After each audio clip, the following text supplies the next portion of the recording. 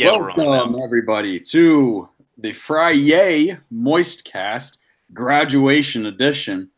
For those of you not aware, I'm the Moist. Myself, I've been in graduate school the past 2.5 years. Moistcast Graduation. Oh God, edition. I forgot to. Yes, for once I didn't do it. Yeah.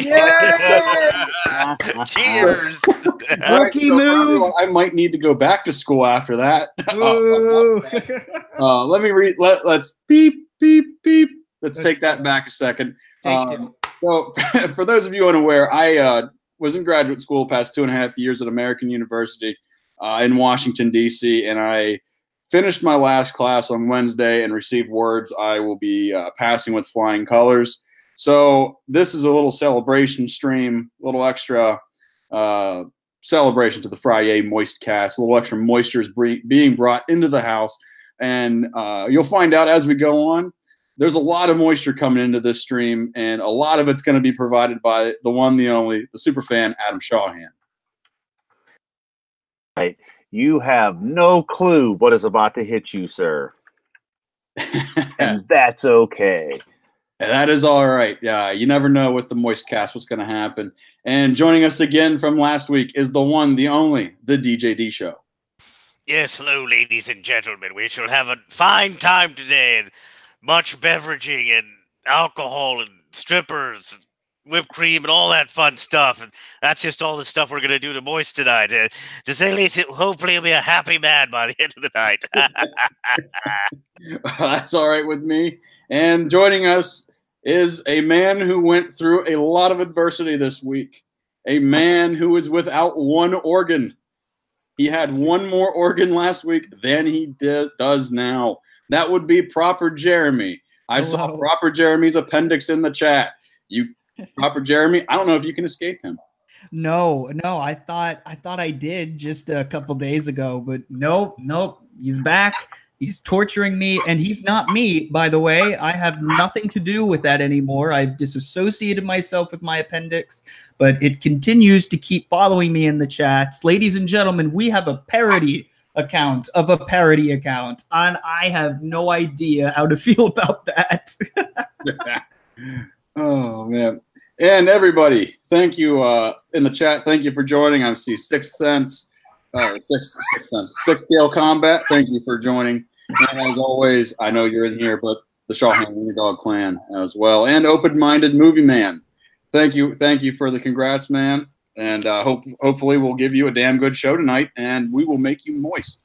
But I'll tell you what's making me pretty moist right now, just to get in the mood and to really just kind of numb my mind.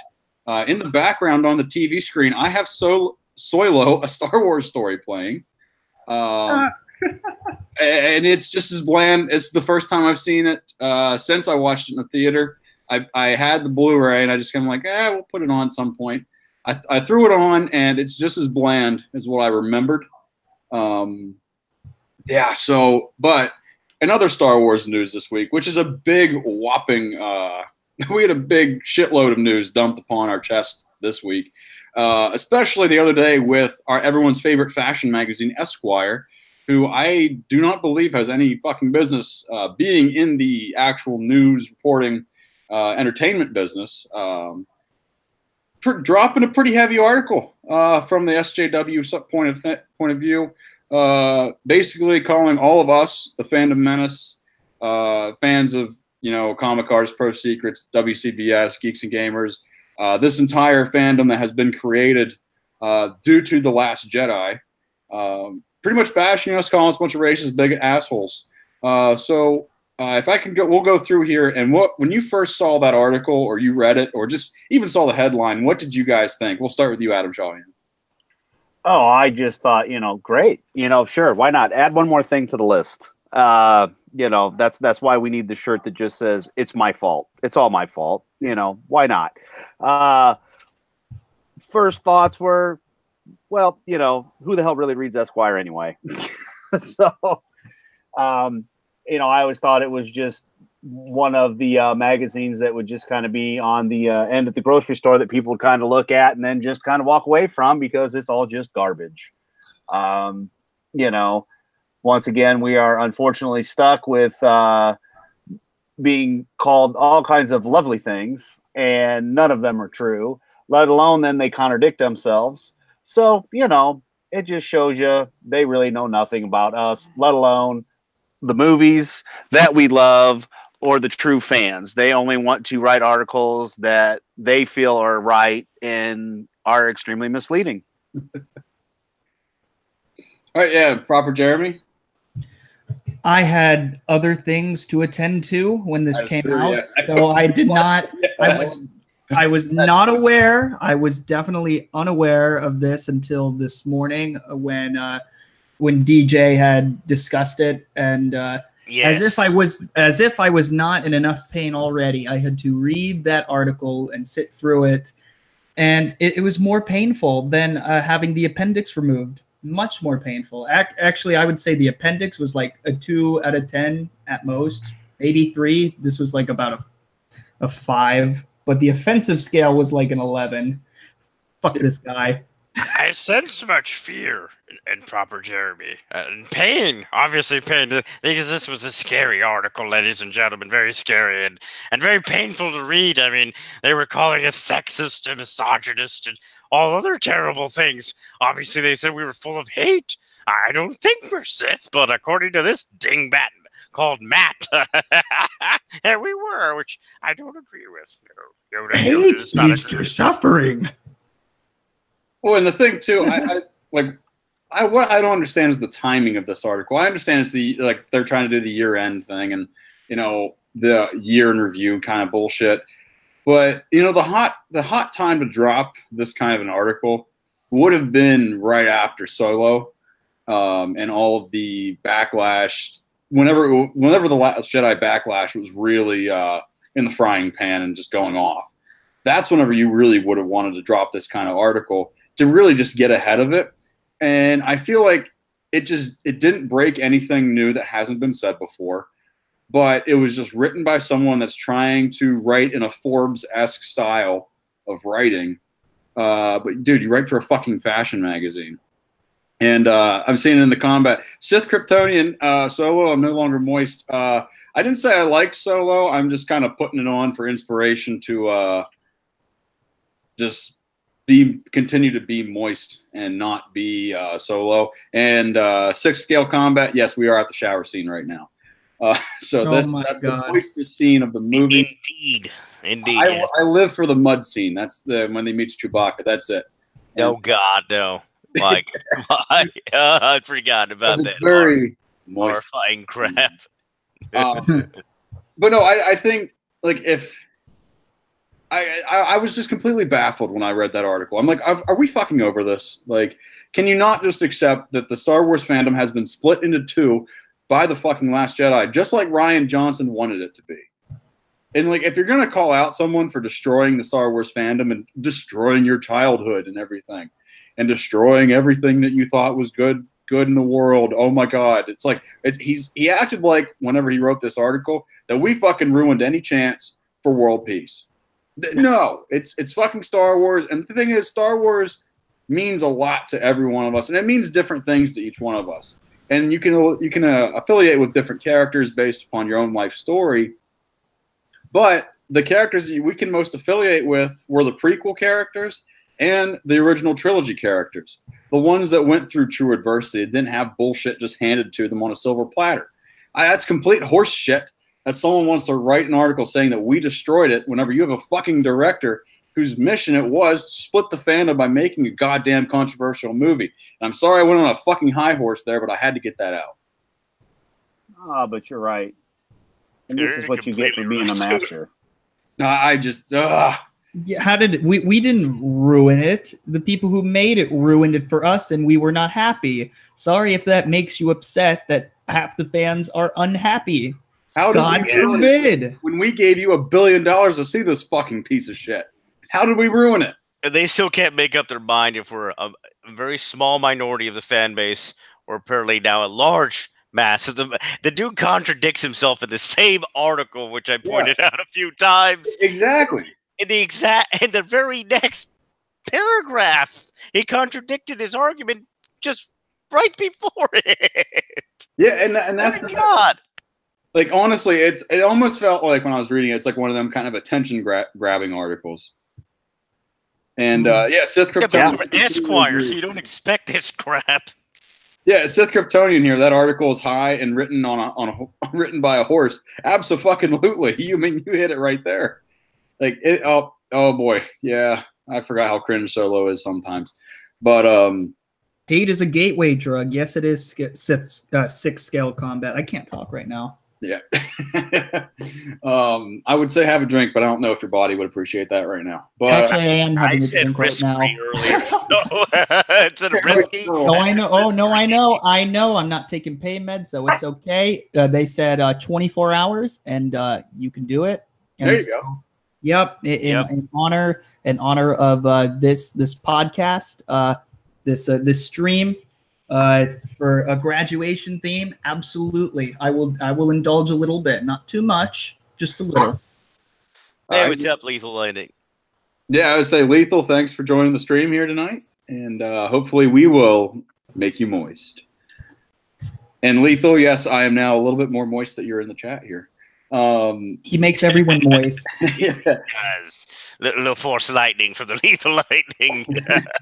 Right, well, I'm glad we have superfan Adam Shawhan here, since he's older and like he was more privy to the OT when it was really on the rise and coming out. Reading an article like this, how does that make you feel whenever you see really just kind of a millennial calling out basically anyone, including any people that grew up with Star Wars in the 70s or in late 70s, 80s? How does that make you feel, like that you're not a fan of Last Jedi, just someone just blurting out that you're a bigot, sexist, or whatever? Oh, I embrace it, because anymore that's what it is. I got, and it wasn't bad. We did The Last Jedi on World Class Bullshitters, and American Trent was on there. And we were discussing how during the movie, I had mentioned how, we had these 3 movies, then we had the EU. And then it was your generation that ruined it, which he promptly decided to tell me he was extremely happy with my Al Bundy picture, and it wasn't him. And as I told him, no, I know. But, those of us that were older had the movies. And then from the movies, the EU came out so you could read the books and you had a good time. And then the prequels come out, and then Disney happened, the true dark times. And when you have somebody that writes stuff like this, it makes me as an individual feel they have always said that children are the future. But if these are the children of the future, man, we're fucked. Yeah, we're fucked. Yeah, we're pretty much fucked sideways, just like that stripper that's in the picture in secret chat. Yeah, Brandon and I had nothing to do with this, by the way. We are good kids. We have our heads outside of our asses. Exactly. Yeah, we had nothing to do with this at all. We are not soy boys. We don't have to say that. But I mean, my appendix would disagree. But I mean. Yeah, like this is that's why you got rid of it. This is ridiculous. I mean, I always kind of felt like I was different and outside of, I thought my generation was stupid even when I was a kid because they liked dumb music. But now it's gotten even worse because now I'm just surrounded by SJWs all of a sudden. I'm just like, who are you people? What have you become?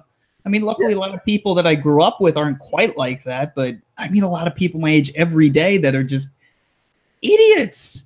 Well, and I think too. I mean, like I said, like I have a, I've like with my degree, I have a political background and working on Capitol Hill. I mean, what I think it was essentially, and I'm not afraid to go here. I'm not going to get like political left or right, like, oh, you're wrong, you're right.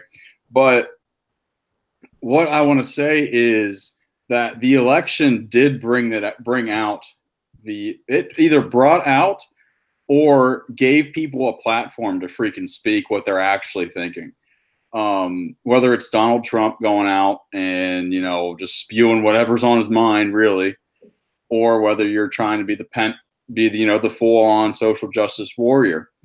I feel like, what I hate is Star Wars was the escape.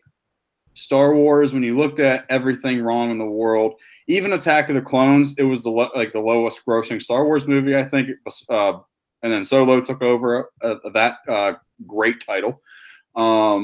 But still, Star Wars, when you think about it and put it into context, Phantom Menace came out in 1999. 2001, we have 9/11. 2002, we have Attack of the Clones, and also in 2001, we had the first Spider-Man movie.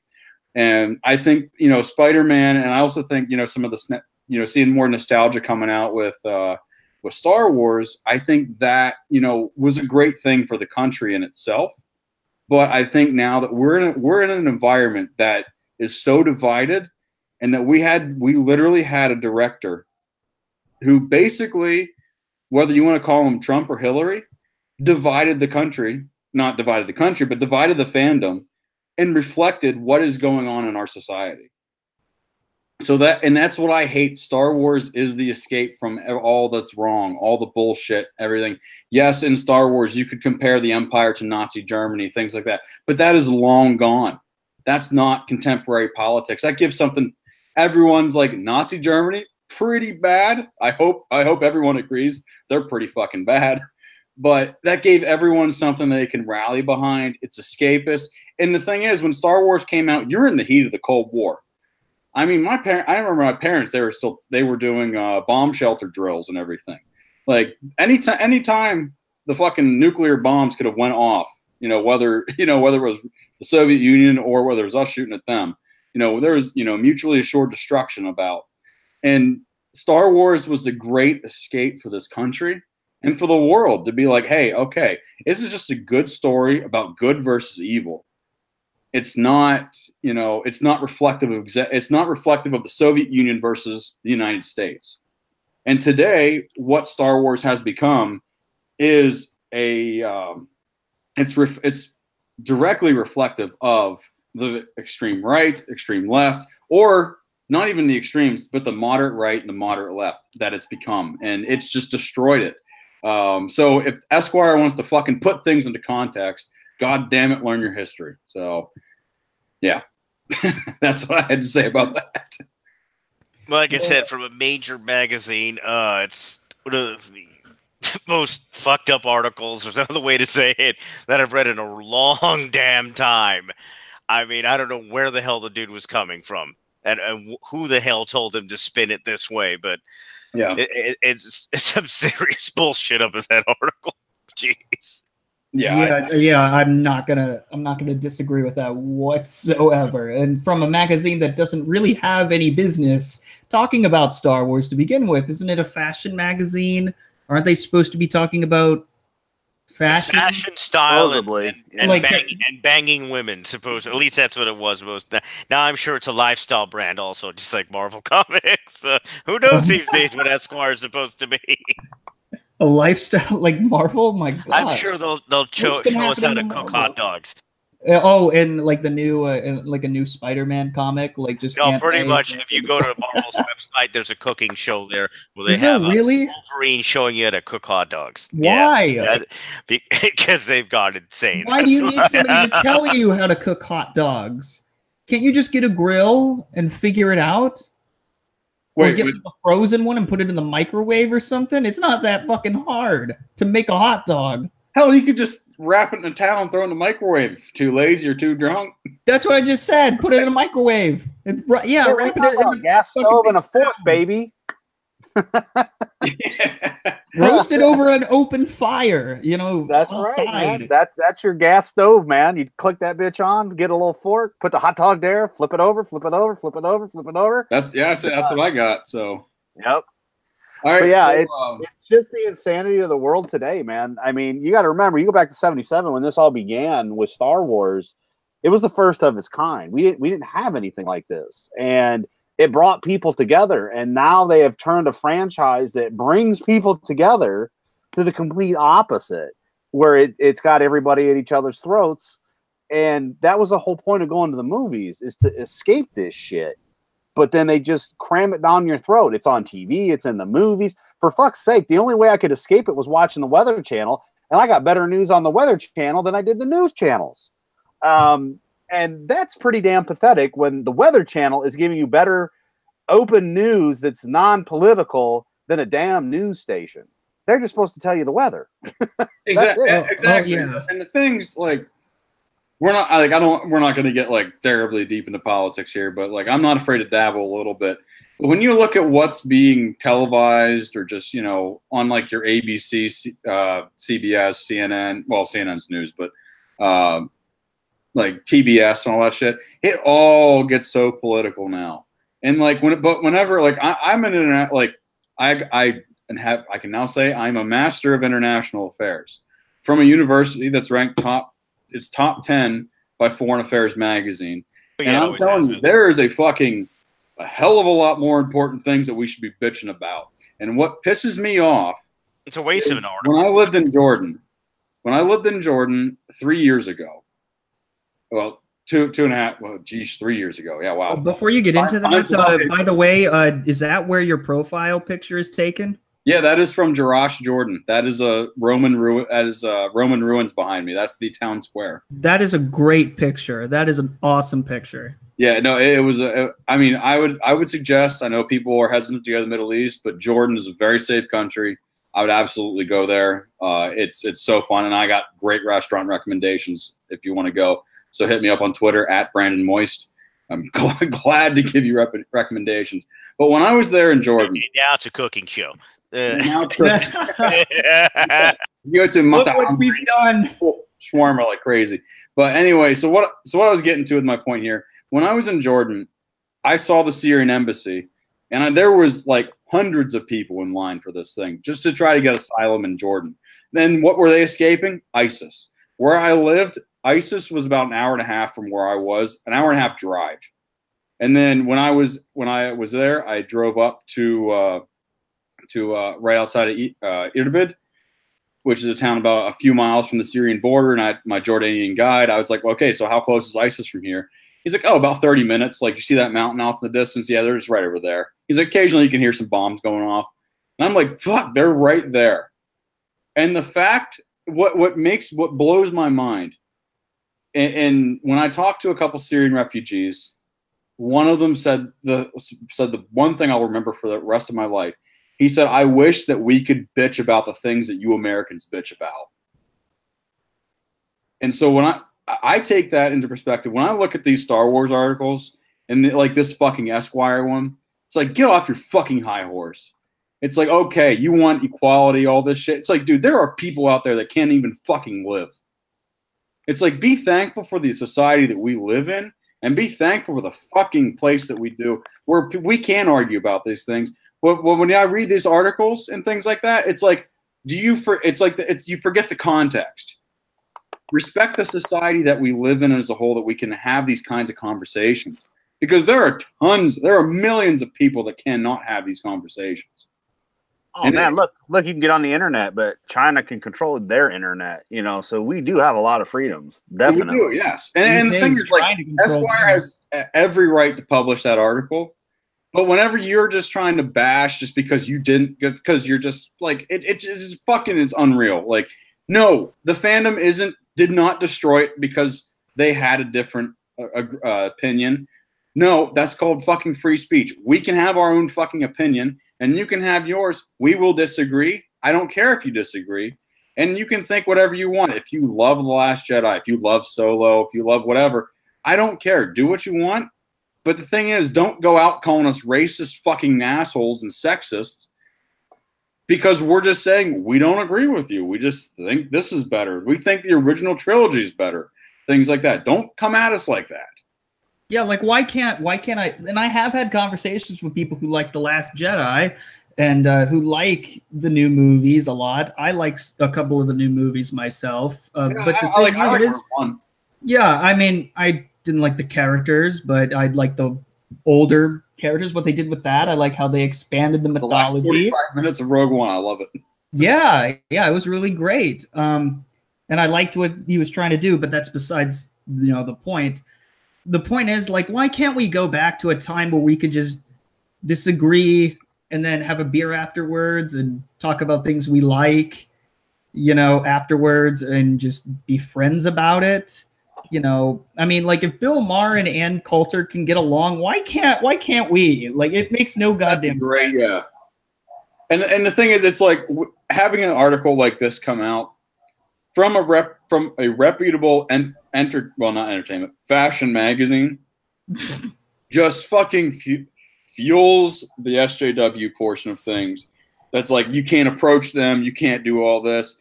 That's why I'm excited for Chicago. I am pumped. I want to see how this goes. I'm wearing my Fandom Menace shirt, and I will wear it proudly. And like, I just want to see, and I just want to see how many people are just like, oh, you're fucking one of them. Or, but if I ever get like a reaction like, oh, I don't want to talk to you or whatever, I'll be like, hey, my name is Brandon Moist, and Don't laugh. and I'll tell them I'm a Star Wars fan. I love Star Wars. And if they're like, oh, what'd you think of Last Jedi? I'm like, well, I hated it, but if you want to like it, I don't care. But I'm a saga fan, 1 through 6. Like, that's my thing. And like, I dabble into Rogue One. Mm-hmm. Yeah, and that's actually a great way. Actually, your name is actually a great way to break the ice too. Not gonna lie. Then already they'll be asking about your name, and then it'll have a fun back and forth and everything. I didn't mean to laugh and make fun too much out loud at all. Actually, fun fact, I found out today at work. One of my fellow coworkers, it was her last day, unfortunately, because I kind of have a crush on her. But things are looking positive. And she did some research into my last name and where it comes from. It comes from England. Hey. And then they moved to Canada and/or Pennsylvania. And I'm from Pennsylvania. So but enough on that. But all right, so closing. I'm sorry, Mr. Moist. You have to tell them though, my name is Master Brandon Moist. That is true. I'm still getting used to that, Master Brandon Moist. I'm sorry to correct you on your own show, sir, but if you're going to be politically correct, although DJD and I prefer to be politically incorrect, you have to have the master. But we do have proper Jeremy, so I should be proper. Yeah. No, you can be no. The Twitter proper Jeremy and the proper Jeremy in Jeremy's comment section. And in Dupac's comment section, particularly, very politically correct, very SJW. Real proper Jeremy is the exact opposite. Yes. Oh, we got Alex Light in the chat here. He says, Last Jedi, best movie. Alex Light, I fucking know you, man. So you're just trolling. I know it. Here's the thing. It's like we said last week. You used to be able to have a debate. And at the end of the debate, whether you changed your mind or not, you could have your own opinion, and that's okay. But nowadays, that's illegal. It's either my way or the highway, and that's where it just gets to be ridiculous. And at the end of the day, it's a motherfucking movie. Does it really have that much to do with your personal life? I don't think so. I mean, yeah, as a fan, it pisses you the hell off. Like, to me, the best thing they could do with 9 is, and I've said it before, it was a freaking Force dream, or Luke was meditating, and we go back to the Force Awakens where she hands him the lightsaber and he just lights it up and cuts her ass in half, and then goes and kills Kylo and goes and kills Snoke, and it's a 5-minute movie, and he turns it off and goes, "This is for the fans. We're sorry." Bam, the end. Mic drop. Oh, I can do that for you if you like. So. That's just, that would be awesome. But I mean, we don't know what's coming. We'll see. We're all expecting it to be horrible. I've said it before. To me, none of these movies mattered because of the fact that this is not off of Lucas's original scripts that he originally wrote. This is a fan film. They said it before Force Awakens came. You can watch it. I've said it once again a million times. I feel that they were aiming for the 6-year-olds. You guys are all too old for them to give a crap that you don't like it, because you don't matter. It's the little kids that they have the Disney princess stuff for, and they're pushing this down their throat saying, hey, this is how it should be. You should like this. You should like Plank Ray, because she's just a plank of wood. I'm the bestest gun shooter, ship flyer, lightsaber wheeling. You can use the Force, although I've never been trained in my life. I'm gonna kick your ass because I have a tuna box. Well, everything is transferred through tuna box. touching. It always comes back to a tuna box. It's all DJD's fault, but hey, Yes. it's all That was you. good. That's why I can't stop hearing tuna box from Adam Callahan. That is my fault that I have put the tuna box into the great Pie King's mouth. Ethan Van Sciver and Doomcock, World Class Bullshitters. Between me and Reviews for You, Craig, also known as Kriag the Caveman, we pulled that stunt off together one night after being on an 8-hour stream. We were like, you know what, here's another fun thing we could call it. And then it all came from because it started off with me talking about the fact that she obviously gets her power from somewhere. And then I went, well, obviously it's from the massive black hole that's within her vagina.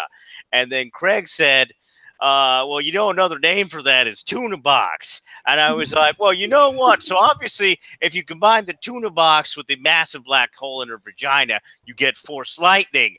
That's and then right. From there, the lore of the Force Lightning and the tuna box, and then everyone getting pissed off on Twitter happened. And it's all because I made that little meme picture of lightning bolts coming out of Ray's vagina and posted it on Twitter. And then Craig added some fun words to it, and we pretty much ran with it from there. Oh boy, that's awesome. By the way, do you know how Craig's doing? Craig's better. Yeah. I mean, obviously he's missing some of that brain matter, but he's besides that, he's fine. Yeah, he can talk fine. Actually missing a lot of brain matter, or he lost about 6 ounces. So.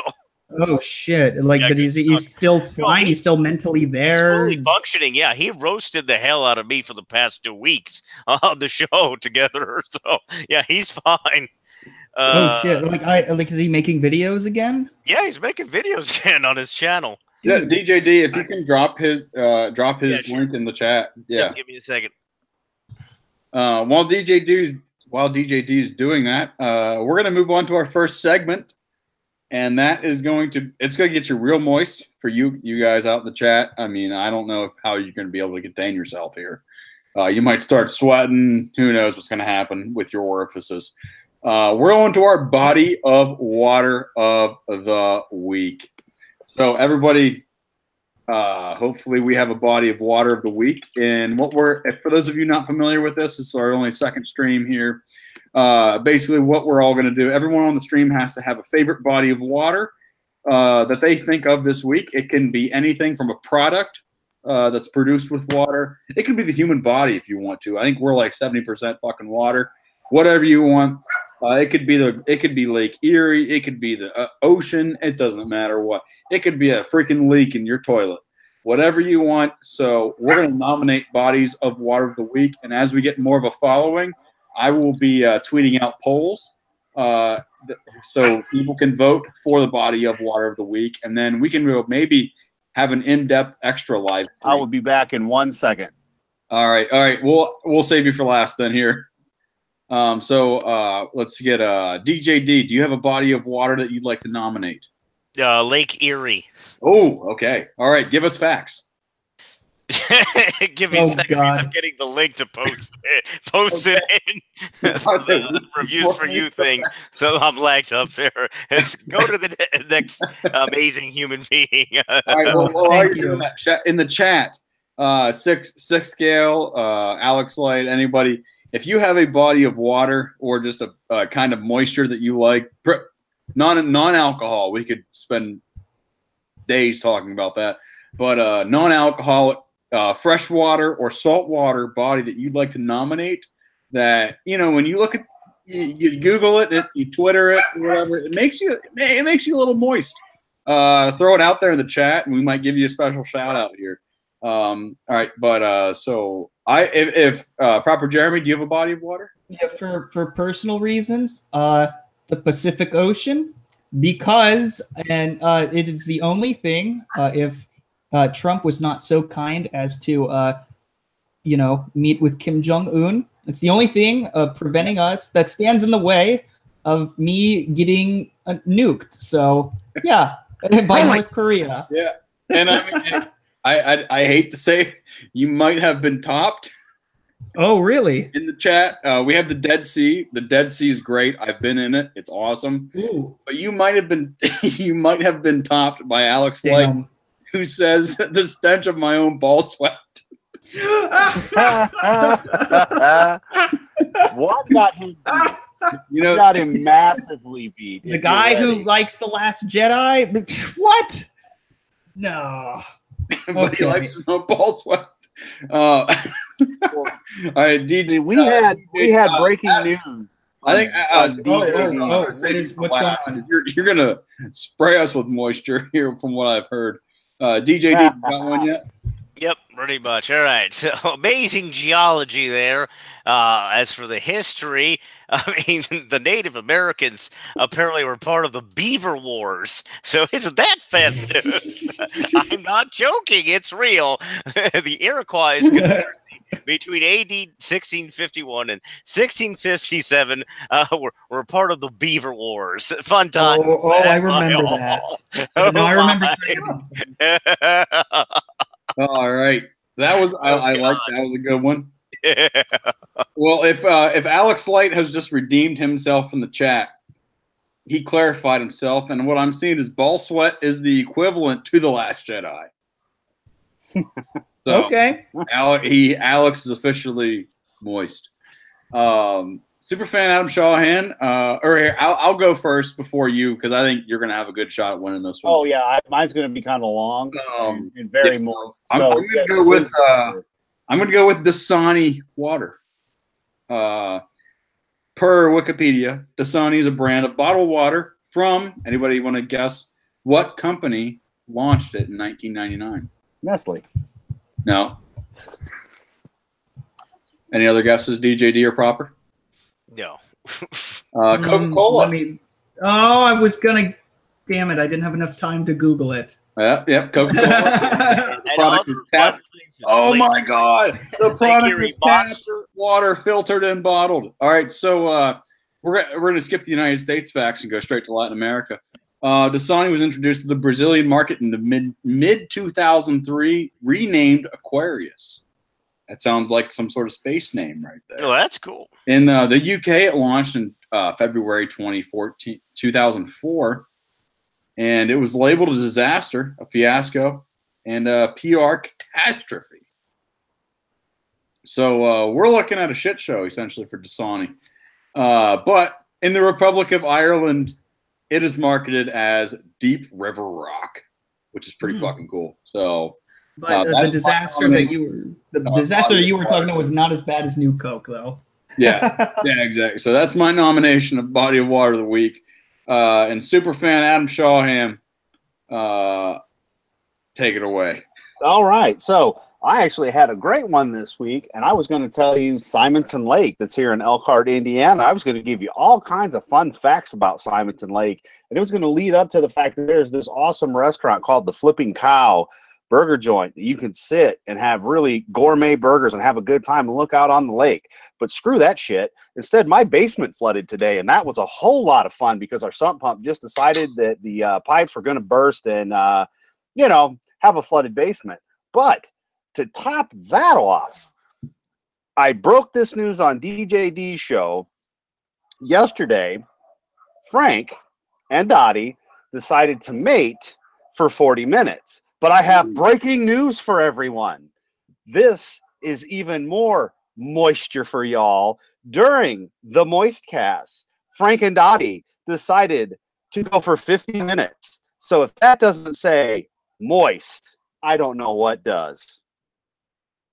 That's I don't know what to say there.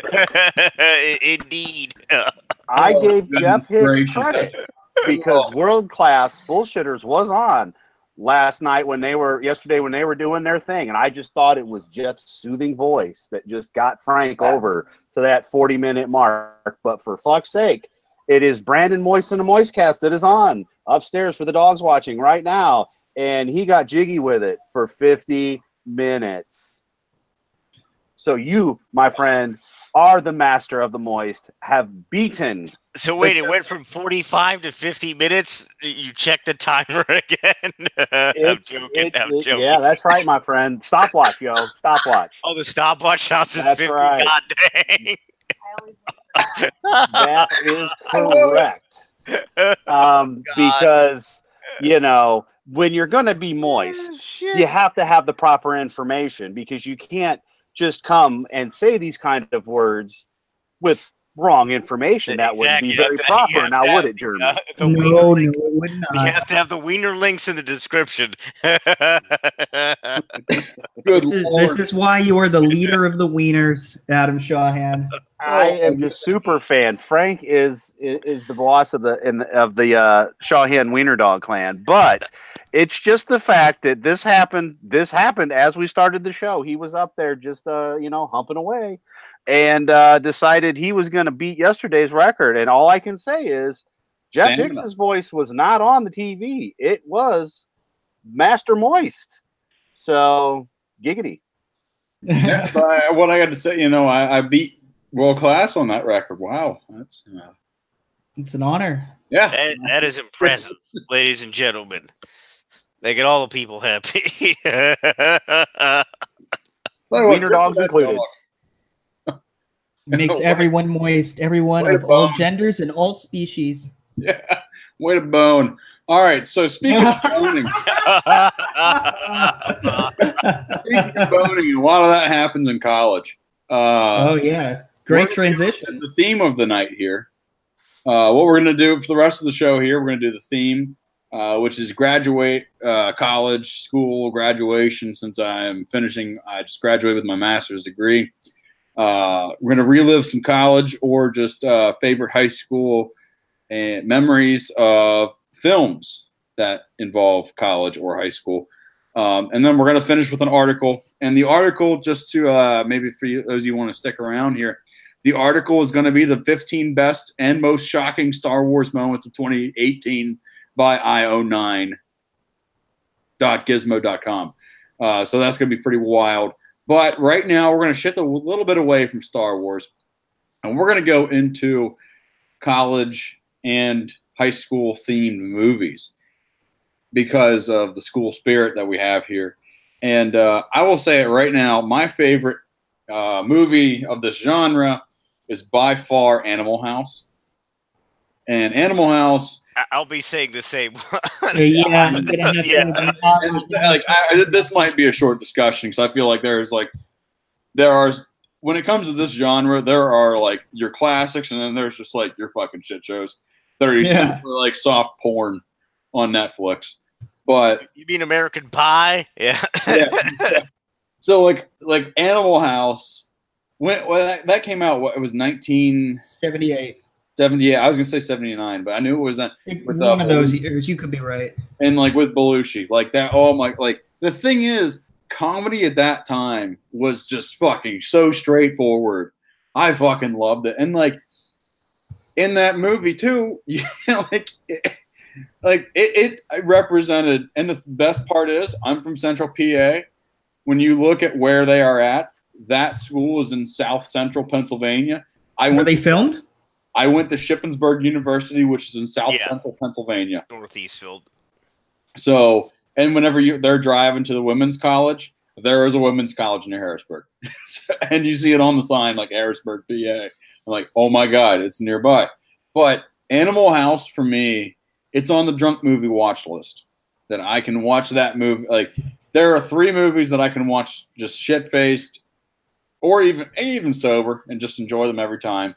That's not Star Wars.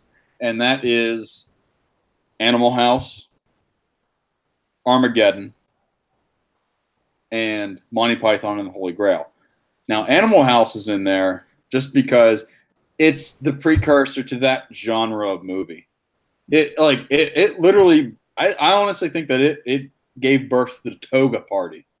Boy, did it give birth to the Toga Party. Oh, yeah. I've been to my fair share of those. Yeah. It went next level from that point forward. I mean, shit, it was fucking everywhere. And at least into the 90s, when I may have been going back for research to college on occasion, yeah, they still are doing the toga party stuff. Well, believe they me, still really do in that? recent years, they're still doing and those. the 2000s, like it's 2003 also. Yeah. All right. Well, here's another thing. Adam Shawham, when did you see Animal House when it came out? I saw it. Yeah. I saw it at the drive-in. What did you think of it when you saw it? Was it? I feel like it was a pioneer in its genre. It for a comedy, yes. I mean, Yes, it just easily. made you laugh your ass off. It was just you didn't expect it. Well, If that you and the didn't tits enjoy and it- ass, and then Oh them yeah, allowing it. you got that too. you got Belushi on a ladder jumping around boobs, and then he falls. You've got food fight. You know, Yeah, that was not allowed in the film before that. Yeah, Really. you just didn't have. You just didn't have it. I mean, once again, it was ahead of its time, and sadly, today you couldn't make that movie. Well, no, yeah, and exactly. Yeah, there's no way now. If not, they. God. And I feel like American Pie, like the original one, is like almost the attempt to recreate Animal House for a new generation. Well, it's a softer attempt. Yeah. Yeah. But, like, Animal House is just such a fucking classic. And like whenever, like, there is nothing better that whenever it's like they're taking the bar and you see John Belushi slam that bottle of Jack Daniels, even though it was tea that was in that, and he chucks it behind him. It's like you know that person that could absolutely do that. And I feel like Animal House related to people so fucking well. I've seen someone chuck a whole bottle of whiskey. Jack Daniels, that hard ass sour mash. Ugh. I don't know how the fuck he did it, but he did it. Was it at least chilled? Fuck no, it was room temperature. Oh no! Oh, College in Florida, ladies and gentlemen. College in Florida. Oh yeah. That is disgusting. Ugh, I can't do that. Yeah, I could never. I Wait can't. till you're all grown up. Yeah, When you're all different grown up, kind- it'll be a little different. Yeah, different God. kind of breed, to say the least. Oh, God.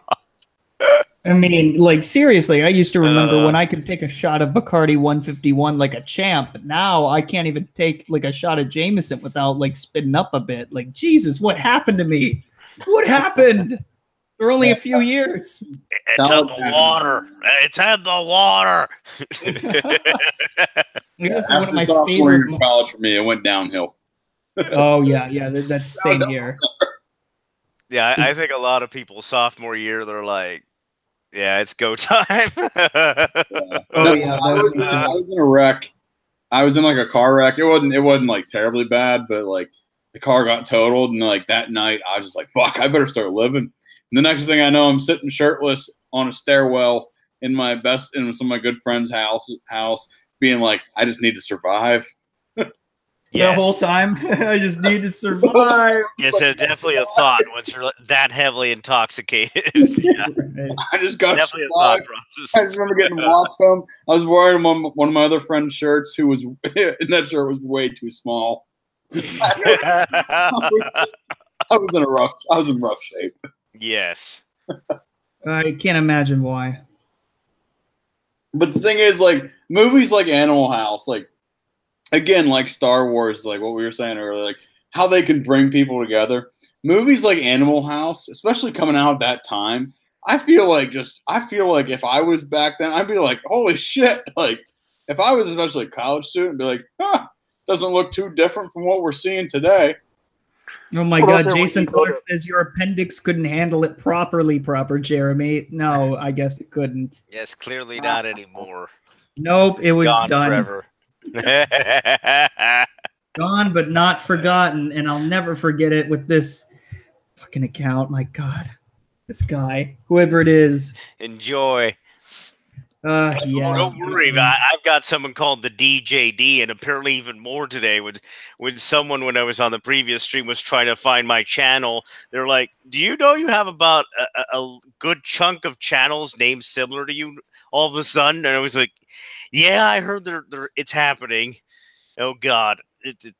Hopefully it doesn't get as big as the Jeremy Army. So I'm up to 5 now parody accounts copying me, and yay. Well, that's my goal is to get to the parody account level. What we're seeing here is the appendix is still fucking speaking here, and he said half the reason I escaped that and the soy. So proper, Jeremy, do you have some soy in you? Not right now. No. Okay. As far as I'm concerned. God dang. Shots fired, proper Jeremy. Shots fired. Oh wow, my skull. Damn. God damn. But just for you, appendix, I'll take a whole load of it. Just to spite you. Well, that escalated quickly. Yes, it did. But I gotta say, my favorite moments in Animal House was well, actually, this broke my heart when he smashed the guitar. Oh no, that's one of my. That's like literally, I could just see it right now. Like, oh my god, that's one of my favorite parts too. Yeah. Well, it hurt me as a guitar player, but I was like, no. Yeah, I would have been so pissed. But what was funny is when the guy was like taking out the beer from the house and he trips and falls and breaks all of them. I was like, no. Well, here's the thing, and you were right. It was in 1978, and you even had the racial difference in the movie, but not to what it is today. Yeah, the racial divide is, well, at least the way they like to paint it is the worst it's ever been, and I don't think that way. But among a certain percentage of the population, yeah, the divide seems pretty harsh. Yeah, no, I honestly, if they would re-release Animal House today, the amount of hate it would get. Oh, on social media it would be ridiculous. But the fun part is it would still make a lot of money like Deadpool did, because I'm sure that was part of the fear. Part of the fear is they were like, oh, they're going to protest this movie and they're going to shut it down. And guess what? That did happen, and Deadpool 1 and 2 made a lot of freaking money. Yeah, and I'm a proud owner of the Deadpool 2 deluxe set. Nice. And I would just fear we would have a Ghostbusters 2016 on our hands if they tried to make it today. We wouldn't have a Blazing Saddles today, a Spaceball today. But Blazing Saddles definitely would happen. No way. No, that's just it. You know, think about movies like Fast Times at Ridgemont High. Nope. Dazed and Confused. That will never happen today. Oh, hell no. I mean, the sad part about the 90s is the creation of the term politically correct. And I'd say we're at peak levels, at least in this current decade. And my hope it gets so bad that it then flips the complete opposite way. And maybe by some miracle we have fun movies like Blazing Saddles again. Because we need to do that. We can't have this bullshit. Yeah, like Hollywood, like I could see it right now. Hollywood is just Hollywood is like just I know I'm lived there now, and I just can just see that they're a few years behind on the trend of what everyone else is thinking because they live in their own little bubble. They're not going to realize for a long time that is not what the flyover states, as they call them. That's not what people want. People just want to have fun. They don't want to be lectured on gender equality in their films. They don't want to be lectured on political correctness. They don't want to be they don't want to be reminded of the world that they live in and when they're trying to escape it. And they don't want to have all this shit that's kind of thrust upon us. If that's the point of the movie that you're trying to make, that is one thing. And I say fucking go for it.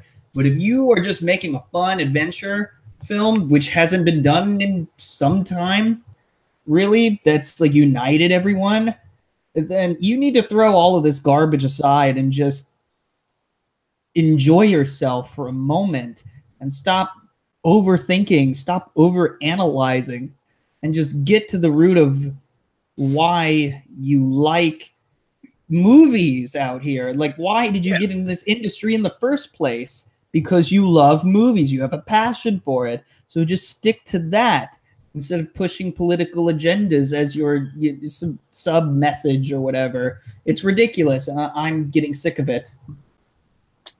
Yeah, well, it's exactly like what you said. You're looking at it, and we view entertainment as an escape.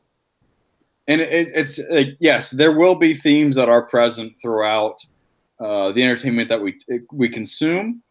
And if you do it, and I've talked, like I work and like I've talked to, and I've previously worked with a lot of people that are extreme, very SJW or very, very far right, either way.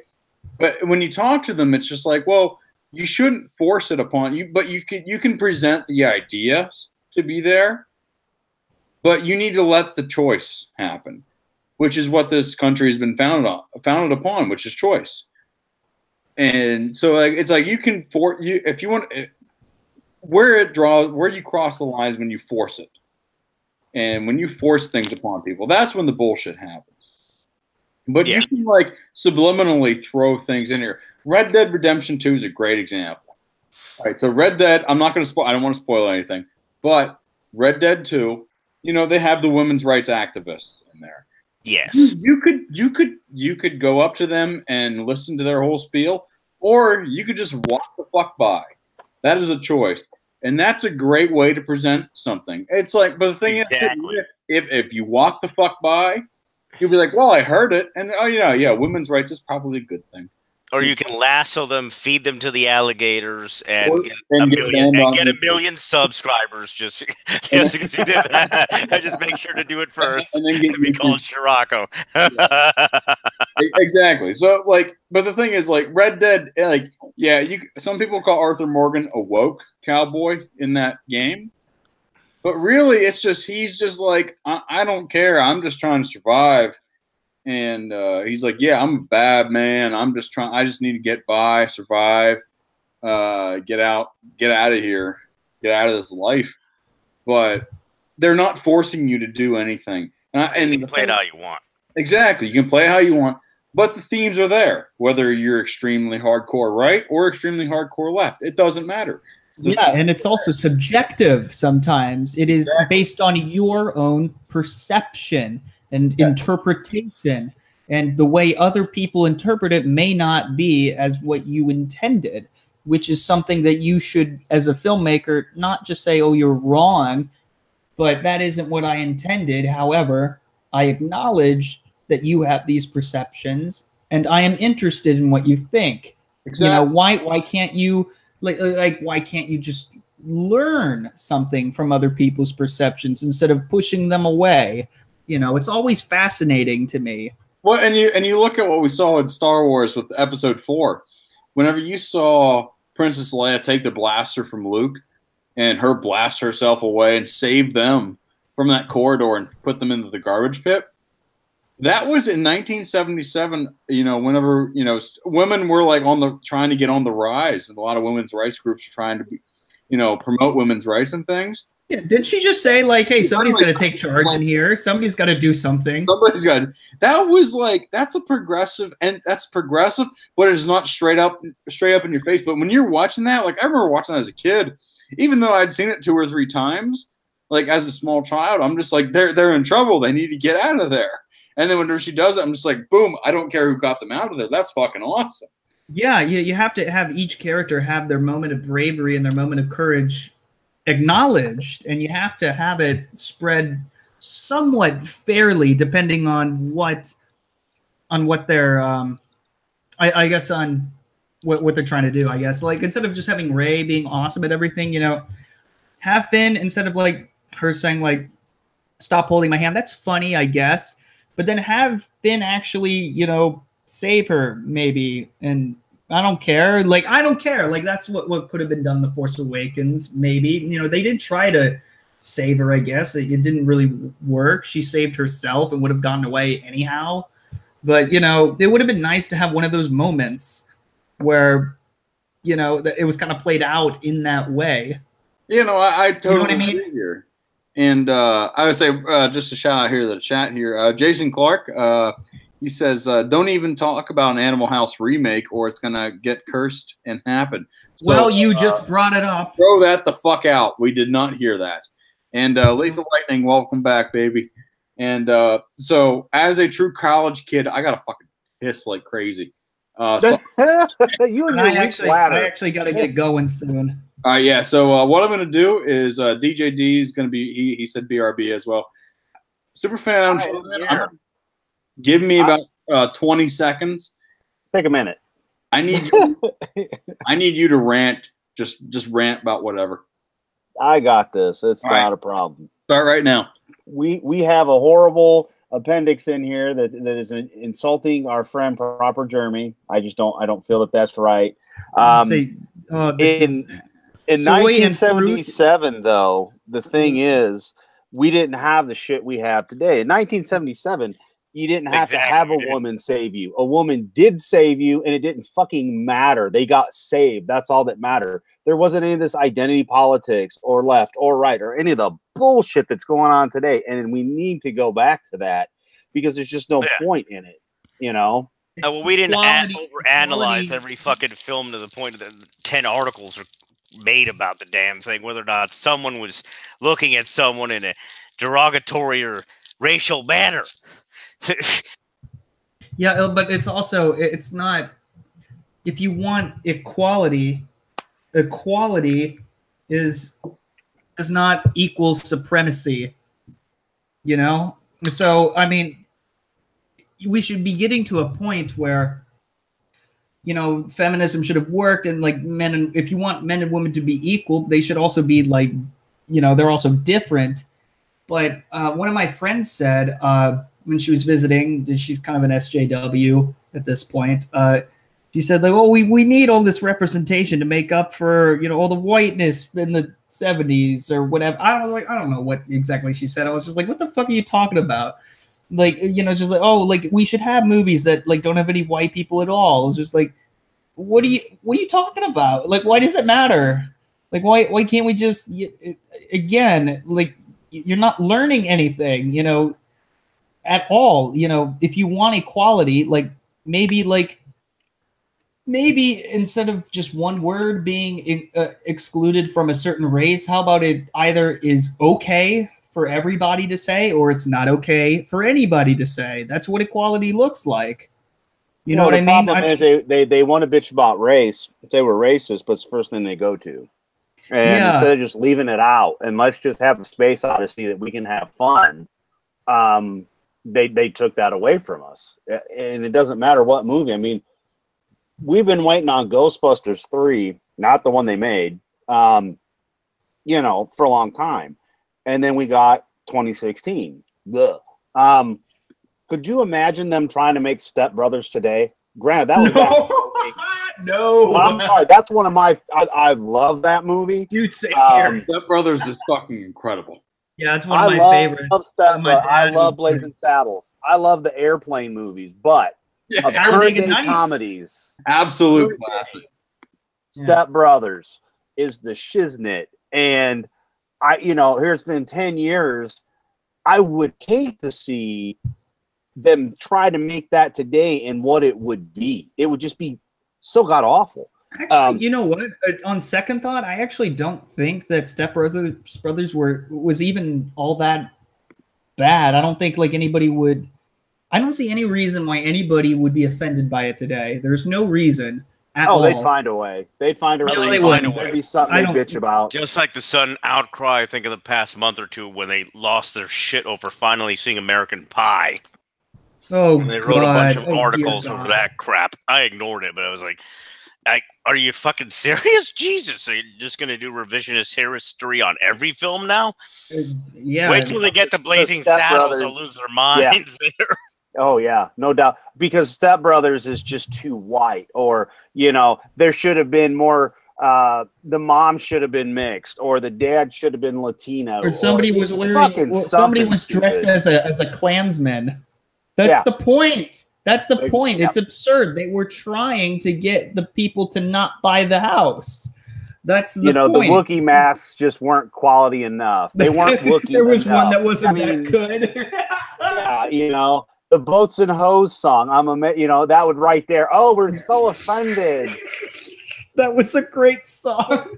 Well, and that's the thing. You could have. There you go, Lethal. It would be Stepsisters. You are correct. Oh. Yeah. There's no girls in it. There's only. It'd just be something fucking stupid like that. But then you'll get 1,000 people bitching and whining and crying.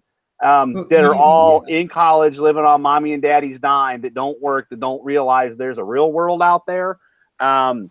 And we want to escape the real world sometime and have something to laugh and joke and have a beer, or, you know, for those that do other things, do those things. And, you know, it's just insane. But even, and you know, it doesn't have to be like all, you know, mostly guys, you know, as the leads in the movie. I mean, there's Bridesmaids, which is fucking amazing. I thought it was hilarious. It's a great movie. Yeah, exactly.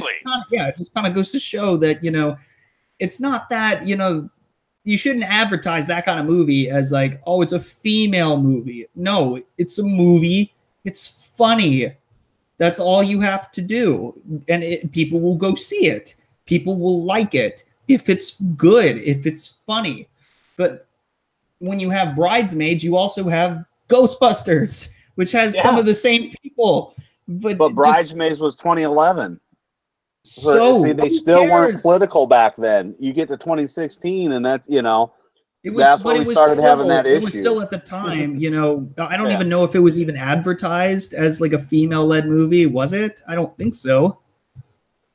Well, Bridesmaid, you kind of figure it's going to be kind of girly. You know, just I'd say the name. I mean, you know, I think there you go. We're gonna start pissing and moaning because there weren't enough men in Bridesmaids. You know what? Yeah, you know what? I thought that you know, Princess Bride was a female movie, was a chick flick until I saw it. Best chick flick ever. As you wish. As you wish. I want more women to say "as you wish" in all seriousness these days. with what Lethal Lightning said in the chat here, with Stepsisters would be the name. Anyone that would advocate for Stepsisters should just look at Ghostbusters 2016, and then there's your answer. Honestly, that's the only answer you need. Like, honestly, like if they want to take a film like Step Brothers and make it Stepsisters or something. Yeah, I'm just gonna be like, here's Stepsisters. Here's Ghostbusters 2016, and enjoy, or attempt to enjoy. But even that attempt is gonna be the Tony Romo myself. It'll be it's gonna be rough. Right. Well, anyways, I gotta get going now. Thank you very much for having me on, man. This is a lot of fun. All right, yeah, say proper, Jeremy. Thank you for joining. Well, thank you for having me. Yeah, next Friday, I'm probably going to be en route to home for the holidays, so I probably won't have the FriYAY Moist Cast next week. But if I end up doing, I will. So I will include you and send you the invite now. Okay, thank you very much. And everybody also follow proper Jeremy's appendix. Follow me instead, but also follow the appendix, because the appendix is pretty funny too. Yeah. So, all right. Thank you very much. Toodaloo. Yep, thank you very much. Yep. So we are down to 3. So now that we have a conversation about the school movies, graduation ship, let's do a little Star Wars talk here. For the rest of the chat, I'm going to share my screen. I'm going to go through a how do I do that again? Okay, screen share and entire screen share, and I'm going to go to. Am I sharing correctly now? Looks like it. Yep. All right. We see an IO9, the future thing here. Yes, sir. All right. So we're going to scroll down here, and we're going to do a year in review ourselves. So, DJD, Adam Shawhan, get ready for a wild ride. I have not looked at this thing in advance, but we're going to look at our friend here, Germaine Lucier. I'm going to say that's French. That's definitely French, Lucier. Yesterday at 1:30 p.m., he put this out here. When right away we have appearances of Darth Maul or Ashoka, and we have now we know Pedro Pascal, and we have Darth Vader. So I am sharing this on the YouTube screen. Yes, I am. Okay, just double check that. So year in review, all told. Oh boy, we're starting big here. All told, 2018 was a great year to be a Star Wars fan with a new movie, a new TV show, big surprises huge news and answers to old questions. There's been a lot going on in the galaxy far, far away. Here are our favorite moments of the year, barring a last-minute trailer and title reveal of episode Plan fucking 9. Well, okay, fuck that. Number 1, Billy D. Williams, Carrie Fisher, and Mark Hamill returning for episode 9. Oh, God. Well, awesome. The passing of Carrie. Yeah. Oh, my God. Yeah. Well, the thing is, they're. Yeah, I know. They better do it right. That's all I'm saying. That's, I went on a long ass rant last week. I think it was like a 20-minute rant last week about Carrie Fisher. Yeah, it was pretty long. But I don't think I need to say anything more. But just if you're gonna bring her back in 9, just fucking do her right. Honestly, like, and I feel like that we're all kind of on the same page on that one. Oh yeah, yeah. So. All right, so we're gonna go here. But how do we feel about Billy D. Williams here? I think he deserves to be there. I'm fine with it. Yeah, as long as they don't screw him up and continue the crap from Solo. Yeah, There's a lot of stuff they need to ignore from Solo.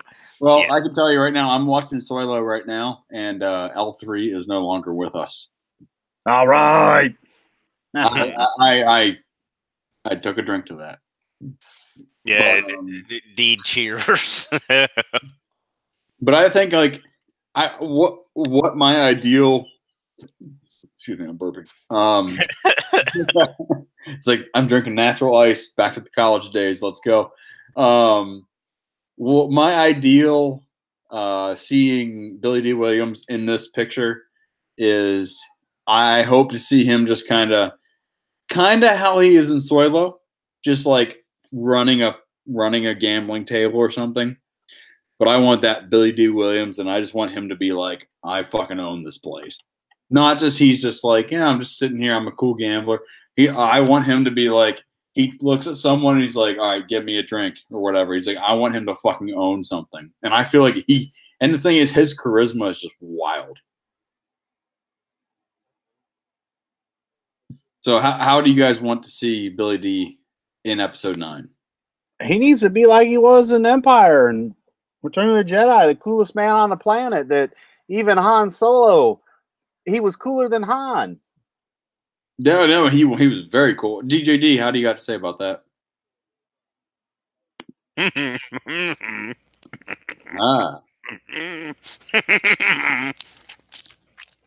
We have laughter. Okay, so we're going to go to episode. We're going to number 2. They better not fuck it up. That's all I'm saying. Yeah, don't fuck it up. He better be cool. Kind of like me eating this sandwich right now. So trying to sneak in a sandwich real quick. I'll say, yeah, you have like 8 more hours of live streams that you got to go through. So yeah, eat up. So we got all right. So number 2 is I respect that. Number 1 being Billy D. and Carrie and Mark. But yeah, they gotta do Billy right, man. I respect that. All right, number 2, the Clone Wars is coming back. How do we feel about the Clone Wars? Well, I personally, considering that it's not really coming back, they're just finally releasing what was already done before Kathleen Kennedy came in and said, shut this shit down, we're doing Rebels. But I'm happy that we're going to finally get to see the end of it. Yeah. I say, so we want, Lethal Lightning says, so you want EU Lando. Now, I'm not terribly familiar with the extended universe. It's something that I have planned on really getting into going into the next year. Thankfully, my family is like, hey, what kind of gift cards do you want? I'm like, oh, Barnes & Noble and stuff like that. So I can buy like the Legends Star Wars, not the new stuff, nice. The Legends. Good stuff, yeah. The thing is, and what I'll do, I'll still buy Star Wars merchandise. And even if I buy an action figure, I refuse to buy anything not original trilogy or prequel. I do not do that. And like I refuse. And like there's a comic book shop about a mile from where I live, and I raid that place, and they have some original 1982, 84 comics. Nice. From Marvel and it's awesome. It's like I have a comic right now that I'm getting ready to read. It's Han and Lando go on their own little adventure, taking on some sort of bounty hunter or something. It's pretty cool. It's after Return of the Jedi. But So EU Lando, if EU Lando is awesome, then yes. I mean, I'm not familiar. Well, I tell you what, Brandon, you want me to see if we can get Lethal up in here? Yeah, we probably can. Yeah. Give me a second. I will Discord the link to him, and we will see if he can join us. Yeah, I'd say feel free to. Yeah. Yep. Well, I always going to ask before I just do manage your show. Yeah. Brother. While we're sitting here, sixth scale combat says he thinks they fucked up Clone Wars too. In the early 80s, the Clone Wars was depicted as a Mandalorian war. The CGI doesn't hold up very well. Yeah, no, I kind of agree. The CGI, it doesn't hold up as well. But also, again, whenever we think about it, it was 2002 when the Clone Wars officially began on screen. With Attack of the Clones. I pretty much when I saw Attack of the Clones as a child, I was like, what? I was like probably like 12, 13 or whatever. I was like, wow, that was crazy. Like that's the most realistic fantasy space battle I've ever seen. That's crazy. But I think it's just, when you look back at it, yeah, you can fault it for all it's worth, but I think like having the context is good. DJD, do you have any thoughts? And Lethal, I just saw that. Well, at least for Clone Wars, Attack of Clones, I separate that from that. But Clone Wars, the artwork I could have done without it, but the stories and the fun you had in the Clone Wars animated series, that I liked. So I could get past the animation style because I didn't quite like it, but I liked the rest though. And the thing is too, you also got to learn more about the Jedi. Yeah, and a lot of stuff. And the thing is, if you watched it, even it came after episode 3. Mm-hmm. But the thing is, whenever you look back and you're seeing Clone Wars episodes that have Ki-Adi Mundi or Kit Fisto, all these Jedi that were killed during Order 66, you can really empathize with them. And I think like if Disney would have taken that kind of approach, let's just keep continuing like, let's tell more of the Clone Wars stories with other Jedi or things like that. Or even if they wanted to take it after the OT and do like an animated Clone Wars, kind of be like, oh, hey, the decline of the Empire or something like that, where it's like Luke and Han and all them taking down the rest of the Empire. Like that would be cool. Mm-hmm. The thing is, and you're adding to the canon, and when you look back at it and you look at what the Clone Wars, like people will be like, oh, the animation wasn't that great, playing things like, because okay, at the time it was great, it was fantastic, a little too artistic, like you said, but it was more to the style. I wanted to actually, it's like style, but But the thing is, the critiques would be like that, like stylistic things like that. It wouldn't be story-wise. No, the story was fine. And that's the thing. The story of the Clone Wars is great. Like, it's a fucking great story. Yeah. It made all my criticisms of Attack of the Clones, which at the time I thought was the absolute worst Star Wars film, too. Made me go, okay, so maybe this isn't garbage. Well, that's what I said. I think that's what I said on World Class Bullshitters. Although I kind of blacked out towards the end of that because I was drinking.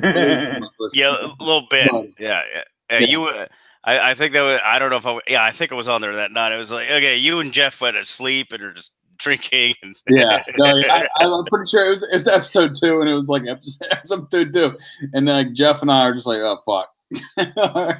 Yeah. But all right. So what I'm saying. So we got Adam Shawhan in here. What do you think about the Clone Wars? Like I said, I liked it. I liked I liked it better than the movie. It filled in a lot of gaps. Have you watched the complete series? Well, I mean, obviously not, since we're getting the last 2. I've seen what we've had up till now. Yeah. All right. Yeah. Same here. So I've seen. Yeah. So the Clone Wars. Smart ass. Sorry. No problem.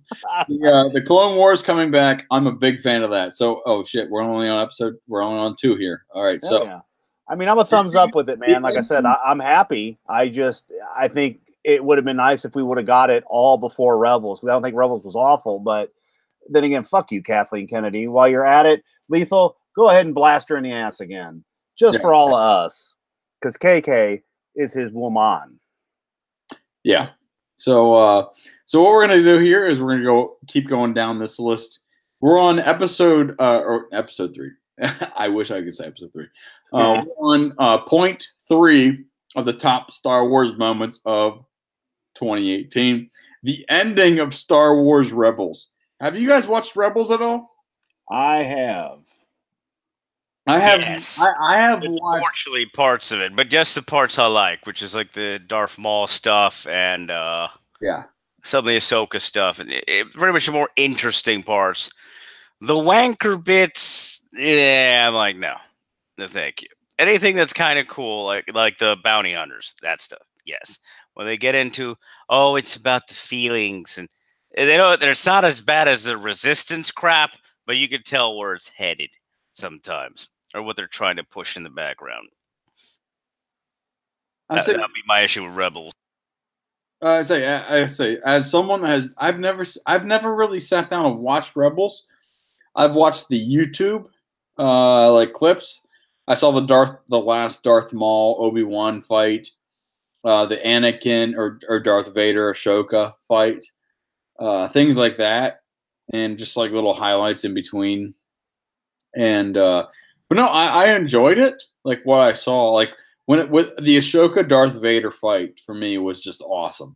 Like I love that. I absolutely love that. Where it's, Ahsoka like hits whenever she hits his face mask, and she's like Anakin, and she really calls him out as Anakin, and you can see it that the writers and the artists made it that his eyes were just like kind of for a second like kind of like normal again, not just evil, like with the red highlights. That was awesome. It gave more character to Darth Vader, and I appreciate that. I think that in that sense, it's great. I feel like I need to watch the rest of it to really give a good opinion on it. But from what I have seen, I don't think it's like detrimental to the entire canon or anything. I think Star Wars Rebels is a good thing from what I've seen. Oh yeah, just because it's got that stuff I mentioned earlier, at least in my opinion, is why I can tolerate its existence. Yeah, and exactly. And the thing is, it's like it's introducing new characters, that they make sense within the canon. They're not just thrown in. They kind of like, after a while, once you get to know them, they kind of make sense within the canon. So I say, Superfan Adam Shawhan, what do you got to say about this? I think it's better. The fact that it's better than Ray. Granted, it's a cartoon, so I'm not gonna bitch about it. It was good. I watched it all. I can't say that I was yearning for more, but it's definitely better than The Last Jedi and the Farce Awakens. I would say, honestly, yeah, give it a watch, man. There are good bits and pieces in it, like DJ's talking about. You get Darth Maul back. You get a little bit of watching him try to turn a young Jedi to the dark side. So there's bits and pieces that were very, very entertaining, in my opinion. I enjoyed it. I didn't think it was, like I said, I didn't think it was god awful. I'd watch it again without a gun being put to the back of my head. What was your favorite thing about that? Was it Darth Maul or like the Ahsoka? I mean, for me, you had new characters. Well, so the movies were kind of off when they did they did the movie, then they did the series, and then I watched the series in order. Oh shit, that was the other one. Never mind, I'm losing my mind. Wrong Star Wars cartoon. I'm having a moment. For Rebels. I mean, it continued the story of Darth Maul. I got my Pimp cane also. We've earned it. Cheers. Cheers, man. After what I've been through today, tonight, ladies and gentlemen. Yeah, this is a little drunk Palpatine tonight, just a wee bit. As for Rebels, yeah, it continued the story of Darth Maul, which was really cool to kind of see what happened to him, and it brings the Emperor in. There's all kinds of things that happen. It also then gives you the perspective of a different Jedi. To me, Kanan was more of a gray Jedi than, even Qui-Gon. Kind of doing his own thing, doing what he had to do to survive. And you just kind of get kind of stuck in the adventure. And like I said, I think it's a half hour each episode. So, I mean, It's not like you have to. I think it's like 20 minutes or so. Yeah. So I was watching on Disney XD, man. I was watching it live. So I mean, the day it debuted. Because shit, what else was I gonna do? But yeah, I mean, it was definitely worth the watch. They had good stories. It had decent art. It had pretty good moments. But for me, a fan of Darth Maul. Hell yeah, it was exciting to see him back and how he's out of his mind and batshit crazy then he finally comes back and tries kicking some serious ass to the point that then they say, well, this is what happened, and then there's a battle between him and Obi-Wan Kenobi again. So yeah, like I said, man, if you're looking for something to do and you got nothing to watch, and you're like, man, what should I do? Give her a watch. It's still better than The Last Jedi. And I think we can just go. We can go from the fucking. I think honestly, when I think of The Last Jedi, I see whale shit.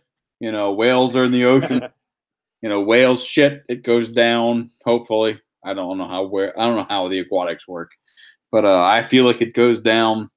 It might go down a couple thousand miles, not thousand, a couple 100 miles, and then I feel like Star Wars right now is lower than whale shit.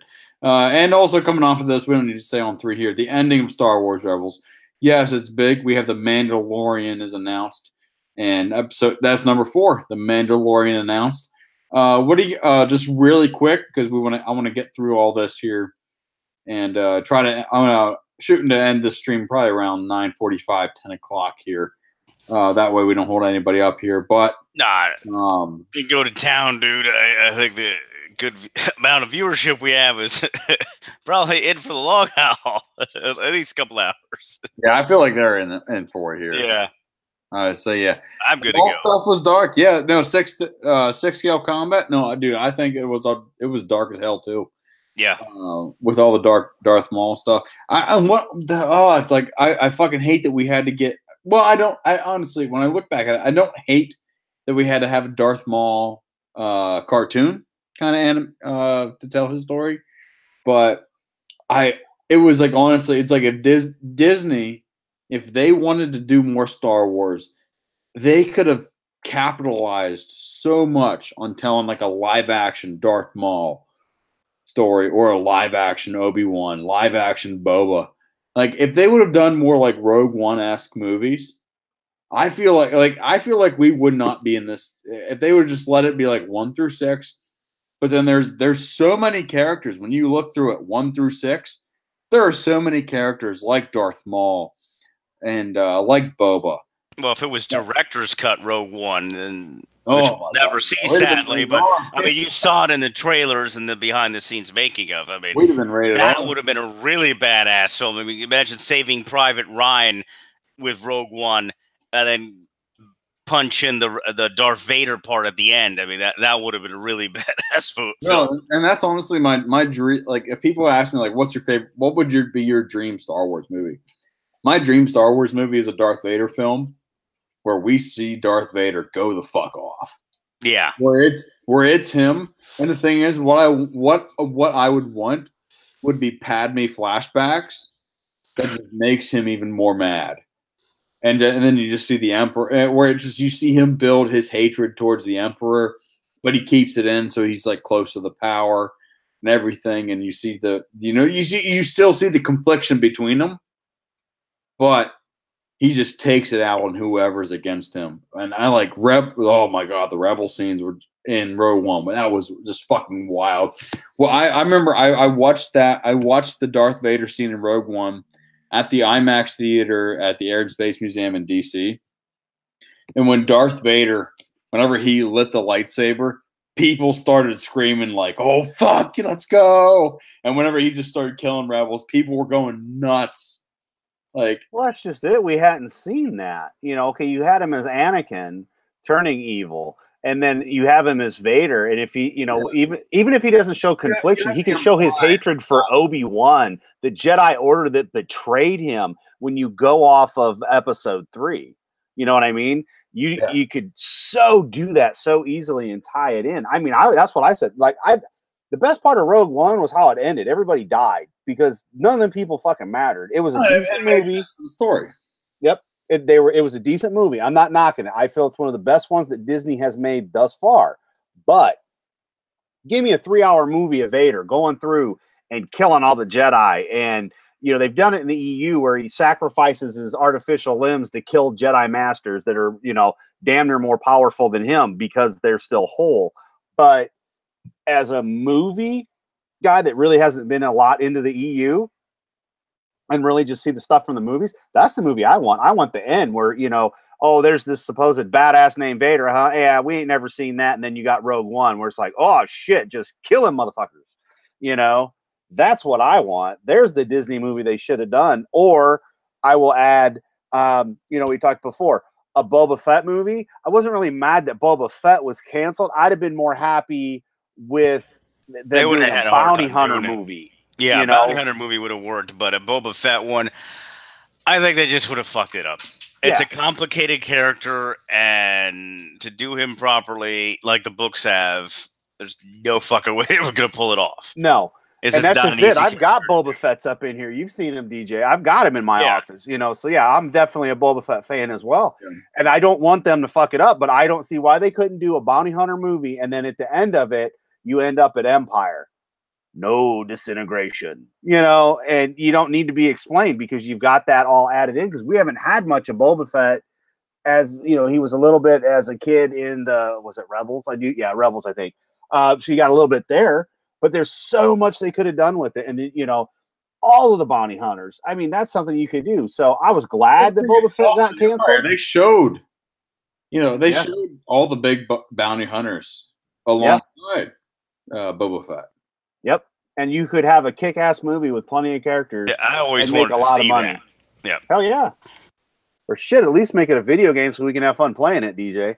Yeah, well, that's another issue that I'm having. And six scale combat says he tagged you, Adam Trahan, but overall he just said they had an entire galaxy to play with, 40 years of content, and what did they come up with? Raylo. Yes, the Twitter loves its Raylo. So the whole 10% or 8%. Yeah. So all right, so before we go into Raylo, I just want to scroll through some of the real quick. I'm just going to scroll through down here. Probably going to try to end this around here, 10 o'clock, 9:45, 10 o'clock here. Because parents are coming in here. I got to get some good night's sleep. But before we need to scroll through the rest of this article here. So Darth Maul returns, number 5. Quick reactions. On the 1 to 10, all right, here we go. We're going to do 1 to 10 scale of how excited or meaningful do you think it is? 1 through 10. Darth Maul returns. Giggity. 8. 8? Yeah, I'd say about a 7 or an 8, pretty much. I'm happy they did it. He looks badass. But knowing the background shit that's happening concerning that character, that's the last time you're going to see his ass, sadly. Yeah, unfortunately. All right, so casting and/or TV show announced. 0. Oh, give a fuck. Negative 10. 3, 4. Negative 10. Extended sneak peek. I'm not going to click on it. Oh, that thing can burn in hell. Fuck. Star Wars Resistance can eat shit. We have skipped. I've seen some of that crap, and no, God, no. What is this? Kylo calls Lando Uncle Wano? What? What is that? That's just fuck the planet. Yeah, just forget that. All right. Game over, man. Game over. Guys, time trial. Yes, it needs That's fine. It needs to. I can deal with that. That's fine.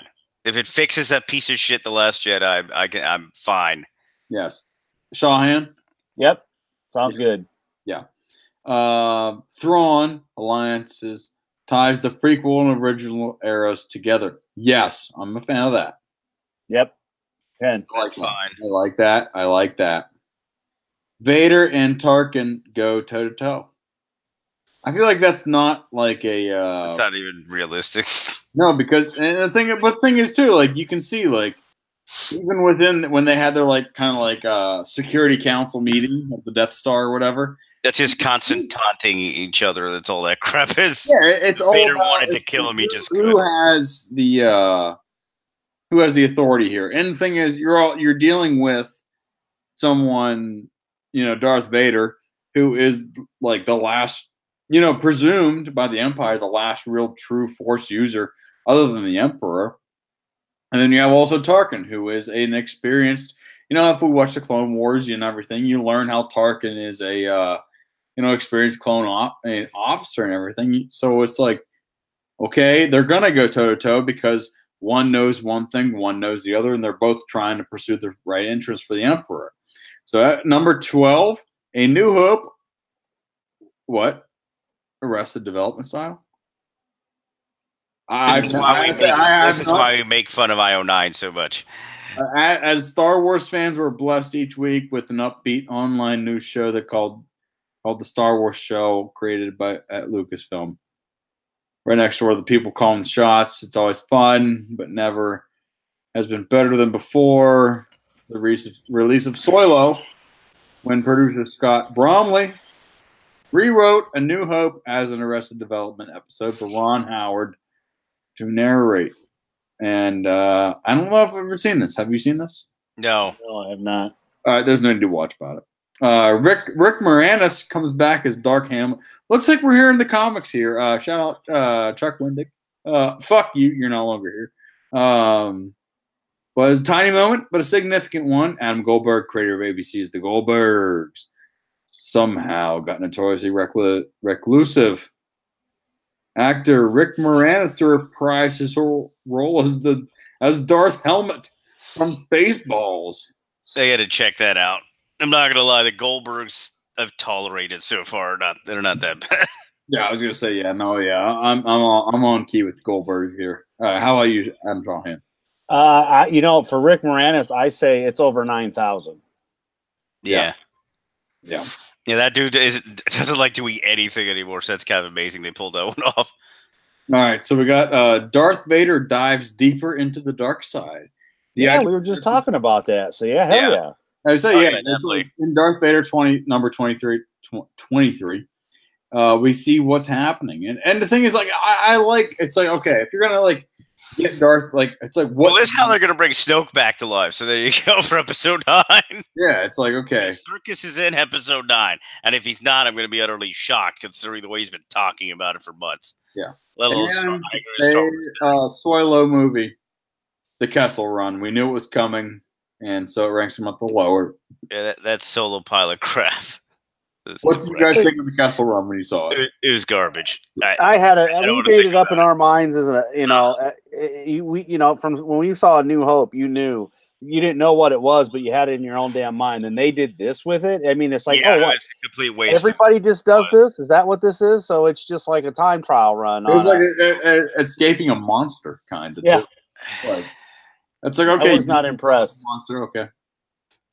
Oh, it's like, BT dubs, that monster's getting sucked into a goddamn black hole. Yes. Like, I feel like people that ran the Kessel Run before, it's like, what was the Kessel Run that it was so magnificent? They're talking about it like if it's an Olympic event, amazing part of the Olympics that got destroyed or broken so hard that, were you there when you saw, when it happened, or that kind of thing, and then it ends up being that shit, and you're like, well, fuck you. I was expecting Cannonball Run, man. Yeah, exactly. That's what I thought. Cannonball Run, but no, they turned it into a tuna box. Exactly. I thought it was going to be an amazing race or some shit like that. And instead it was that crap. And I'm still sad. It's like the Kessel Run. Oh, you just escaped death? What? Like, okay. Cool. Everyone can escape death, but the way you set it up was that just monster just kind of floating out there in space, and then unfortunately got sucked into that black hole. But in the chat here, we have Alex Light again. He says he needs a Family Guy remake of the new movies. Honestly, I would be on. I'm sure they'll do it. Oh yeah, and Robot. If you see fucking Orville, I mean, shit. Yeah, they'll do it. The thing is, too, I also feel like they would. I feel like they would have a good time, and I feel like they would take both sides of the argument. Where, like, we hate The Last Jedi, we love The Last Jedi. I feel like they would capitalize on the split in a perfect way. Definitely. That's my opinion on that. Like the what are you guys' opinions on the Family Guy remakes? Shit, I own the Family Guy Star Wars. I loved it. Yeah, Robot Chicken, they were fine. Yeah. Yep. Like I one of my favorite parts was the R2D2 in the Episode 4 remake. He's like, "This is how we do it in our neighborhood, bitch." Yep. Like, oh yeah. like, I mean, there's too many good moments because, I was a fill-in for World Class Bullshitters Last Jedi, and I had just got Jesus Christ, Return of the Jedi, and I just got done watching the night before the Family Guy Return of the Jedi was on there, so I'm dying laughing as I'm watching the movie, and the commentary. I'm like, I remember going back and when this first came in the theaters and seeing it, I go, but damn, the Family Guy one was so much funny with the Ewoks. I think you're about to start your period. So yeah, that shit was hilarious. But yeah, I would I'd buy it for $1. oh yeah, Yeah, straight up, no problem. So alrighty, guys.